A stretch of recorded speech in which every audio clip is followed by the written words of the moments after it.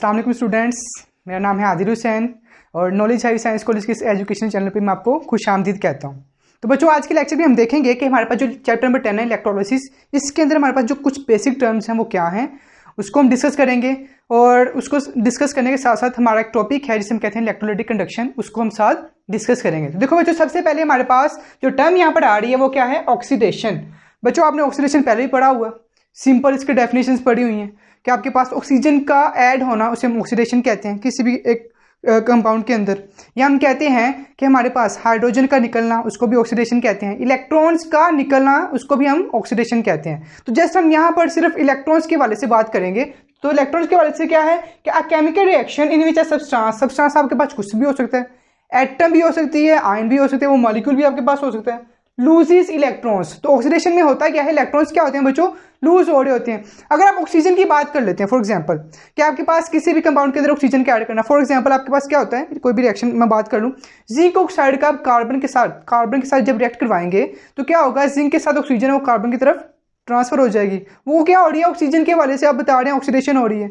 या अगर मैं हाइड्रोजन के वाले से बात करूं, हाइड्रोजन का निकलना, जिस तरह हाइड्रोजन सल्फाइड गैस है, इसको आप क्लोरीन गैस के साथ रिएक्ट करवा दें तो क्या होगा, जो हाइड्रोजन गैस है वो क्लोरीन के पास चली जाएगी, उसमें हाइड्रोजन निकला, उसमें भी क्या हुई, आपके पास ऑक्सीडेशन हुई। लेकिन इस इलेक्ट्रोकेमिस्ट्री चैप्टर के अंदर हम जस्ट इलेक्ट्रॉन्स के हवाले से बात करेंगे कि इलेक्ट्रॉन्स का निकलना और ऐड होना हमारे पास क्या टर्म्स शो कर रहा है। तो हमारे पास इलेक्ट्रॉन्स का लूज होना वो है हमारे पास ऑक्सीडेशन। तो आपके पास एग्जाम्पल क्या है, देखो बच्चों, आपके पास एक मेटल है, जिंक मेटल, जैसे इसमें से 2 इलेक्ट्रॉन निकलते हैं तो इलेक्ट्रॉन का निकलना क्या है आपके पास, ऑक्सीडेशन। इसी तरह आपके पास ये आयरन है, आयरन में से क्या हो रहा है आपके पास, जो आपके पास फेरस है वो कन्वर्ट हो रहा है फेरिक के अंदर, उसमें से एक इलेक्ट्रॉन रिमूव हो रहा है, तो ये भी क्या हो रही है, इसकी ऑक्सीडेशन हो रही है। तो ऑक्सीडेशन सिंपली क्या हुआ, हमारे पास इलेक्ट्रॉन्स का निकलना। इसके बाद देखो रिडक्शन क्या है हमारे पास, जिस तरह हमने कहा इलेक्ट्रॉन्स का ऐड होना, उसको हम कहते हैं रिडक्शन। तो ये देखो हमारे पास ये था इलेक्ट्रॉन का लूज होना, तो इलेक्ट्रॉन का ऐड होना हमारे पास क्या है फिर, रिडक्शन। तो कोई भी आपके पास केमिकल रिएक्शन है तो उसके अंदर क्या है, कोई भी आपके पास सब्सटेंस है, सब्सटेंस कोई भी है, एटम या मॉलिक्यूल, आयन, तो उसके अंदर इलेक्ट्रॉन का ऐड होना या गेन होना, उसको हम किसका नाम देते हैं, रिडक्शन का नाम देते हैं। तो फॉर एग्जांपल देखो, जो क्लोरीन है जो कि फ्री फॉर्म में पाई जा रही है, इसमें इलेक्ट्रॉन ऐड हुआ तो ये क्लोरीन आयन की फॉर्म में आ गया। इस तरह जो ऑक्सीजन है फ्री फॉर्म में है, ये गैस आपके पास, इसमें 2 इलेक्ट्रॉन ऐड हुए तो ये आपके पास आयन की फॉर्म में आ गया। तो इलेक्ट्रॉन्स का ऐड होना, तो आपके पास बच्चों क्या है, इलेक्ट्रॉन्स का ऐड होना उस या गेन होना, उसको हम रिडक्शन कहते हैं। तो इसमें से अक्सर डिफरेंस भी पूछ लेते हैं, differentiate between oxidation and reduction. तो जस्ट इसकी डेफिनेशंस लिखें और साथ एग्जांपल्स बता दें।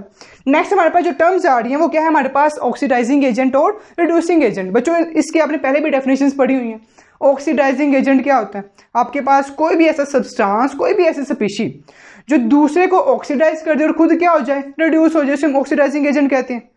तो रिड्यूसिंग एजेंट क्या होता है, जो दूसरे को क्या कर दे, रिड्यूस कर दे और खुद क्या हो जाए, वो ऑक्सीडाइज हो जाए, उसे हम क्या कहते हैं, रिड्यूसिंग एजेंट कहते हैं। तो यहाँ पर देखो जो मैंने डेफिनेशन लिखी हुई है हमारे पास ऑक्सीडाइजिंग एजेंट और रिड्यूसिंग एजेंट की, तो क्या है, substance which gains electrons in an electrochemical reaction is called oxidising agent. कोई भी आपके पास केमिकल रिएक्शन हो, उसमें जब आपके पास कोई भी सब्सटेंस इलेक्ट्रॉन्स को गेन करती है, उसको हम किसका नाम देते हैं, ऑक्सीडाइजिंग एजेंट का नाम देते हैं। अभी मैंने क्या बोला था, जो क्या करे, दूसरे को ऑक्सीडाइज करे, खुद रिड्यूस हो जाए। खुद कैसे रिड्यूस होगी, रिडक्शन उसकी कैसी होगी, वो इलेक्ट्रॉन्स को गेन करेगा। तो इलेक्ट्रोकेमिकल रिएक्शन के अंदर आपके पास क्या हो रहा है, इलेक्ट्रॉन गेन हो रहा है। कौन कर रहा है, कोई भी सब्सटेंस कर रही है, मीन खुद की उसकी क्या होगी, रिडक्शन, और दूसरे को वो क्या कर देगा, ऑक्सीडाइज कर देगा। तो फॉर एग्जांपल देखो, आपके पास जितने भी नॉन मेटल्स हैं, जितने भी आपके पास बच्चों नॉन मेटल्स आती हैं, वो सारी की सारी क्या होती हैं आपके पास, वो ऑक्सीडाइजिंग एजेंट होती हैं। फॉर एग्जांपल देखो बच्चों, ये मैंने एक लाइन लिखी हुई है, it's electric charge decreases in the reaction. किसका,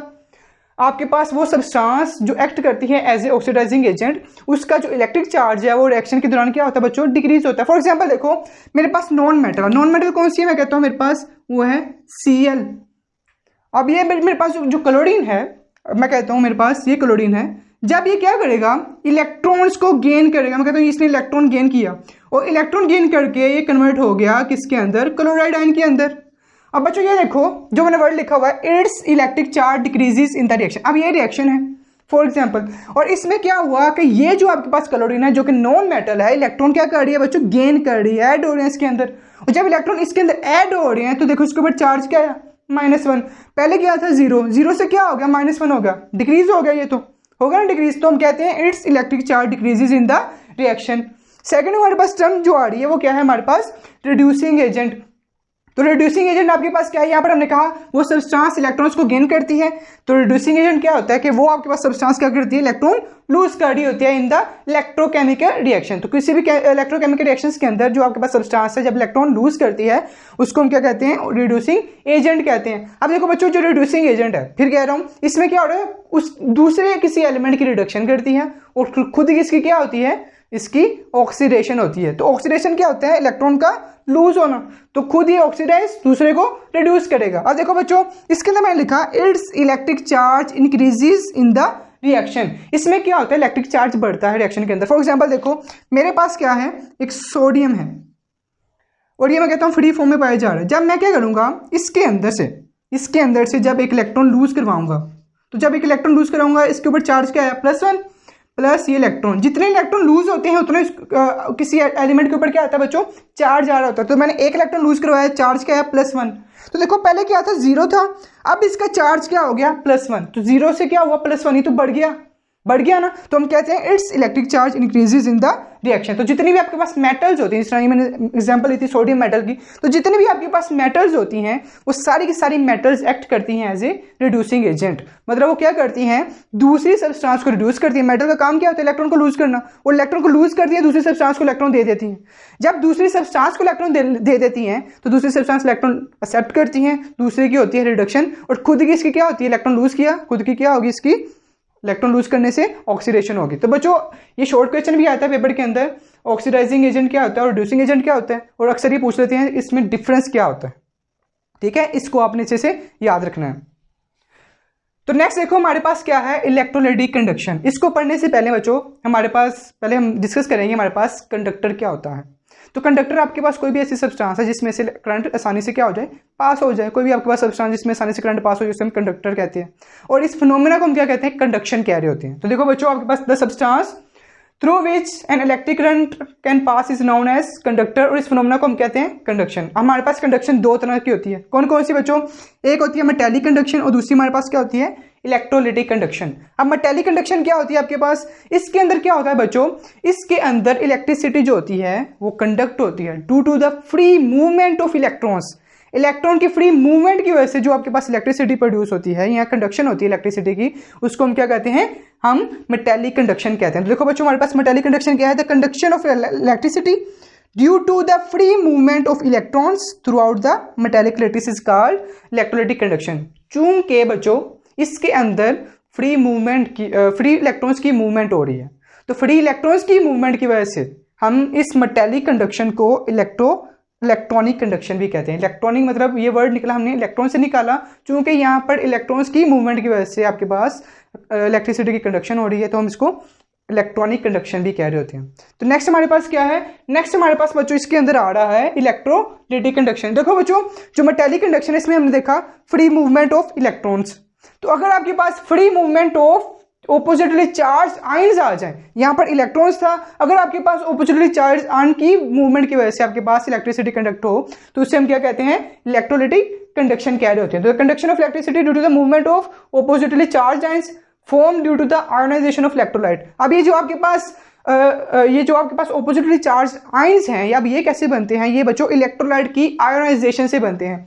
जब भी कोई इलेक्ट्रोलाइट आयोनाइज होता है वो आयंस बनाता है, और उस आयंस की मूवमेंट की वजह से आपके पास जो इलेक्ट्रिसिटी होती है, कंडक्ट होती है, उसे हम इलेक्ट्रोलाइटिक कंडक्शन का नाम दे रहे होते हैं। और बड़ा इंपॉर्टेंट शॉर्ट क्वेश्चन है, ये आ भी जाते हैं पेपर के अंदर, इलेक्ट्रोलाइटिक कंडक्शन क्या होता है। ठीक है, तो इसको आपने अच्छे से याद करना है। तो बच्चों देखो, जो आपके पास आयोनाइजेशन है इलेक्ट्रोलाइट की, इसके अंदर जो आपके पास इलेक्ट्रोलाइट होता है, कहता है electrolyte can conduct electricity in 2 ways. जो इलेक्ट्रोलाइट है इसके अंदर इलेक्ट्रिसिटी 2 तरह से कंडक्ट हो सकती है।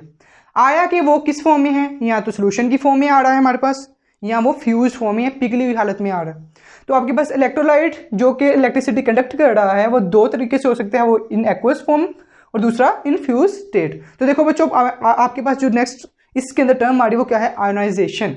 अब आयोनाइजेशन है क्या आपके पास, it is a process in which ionic compound split up into their ions when dissolved in water और फ्यूज्ड।